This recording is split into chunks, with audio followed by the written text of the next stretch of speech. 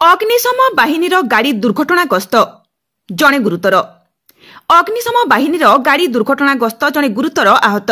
ସୂଚନା ଅନୁଯାୟୀ କେନ୍ଦୁଝର ଜିଲ୍ଲା ବଡ଼ବିଲ ପୌରାଞ୍ଚଳ ତଥା ବଡ଼ବିଲ ଥାନା ଅନ୍ତର୍ଗତ ବଡ଼ବିଲ ମହାବିଦ୍ୟାଳୟ ନିକଟରେ ଗତ ରାତିରେ ବଡ଼ବିଲ ଅଗ୍ନିଶମ ବିଭାଗକୁ ଭଦ୍ରାସାହି ଅଞ୍ଚଳରୁ ଏକ ଫୋନ୍ କଲ୍ ଆସିଥିଲା କି ଭଦ୍ରାସାହି ଅଞ୍ଚଳରେ ନିଆଁ ଲାଗିଥିବା ସୂଚନା ମିଳିଥିଲା। ଖବର ପାଇ ଅଗ୍ନିଶମ ବିଭାଗର ଗାଡ଼ି 6 ଜଣ କର୍ମଚାରୀଙ୍କୁ ନେଇ ବାହାରିଥିଲା।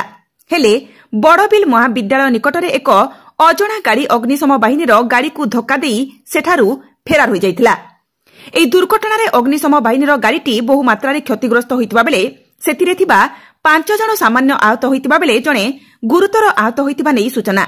ତେବେ ବଡ଼ବିଲ ପୋଲିସ ଖବର ପାଇ ଘଟଣାସ୍ଥଳରେ ପହଞ୍ଚି ସେମାନଙ୍କୁ ବଡ଼ବିଲ ଗୋଷ୍ଠୀ ସ୍ୱାସ୍ଥ୍ୟ କେନ୍ଦ୍ରକୁ ନେଇଥିବା ବେଳେ ସେଥିମଧ୍ୟରୁ ଜଣକର ଅବସ୍ଥା ଗୁରୁତର ହେବାରୁ ତାଙ୍କୁ କେନ୍ଦୁଝର ଜିଲ୍ଲା ମୁଖ୍ୟ ଚିକିତ୍ସାଳୟକୁ ସ୍ଥାନାନ୍ତରିତ କରାଯାଇଥିବା ନେଇ ସୂଚନା।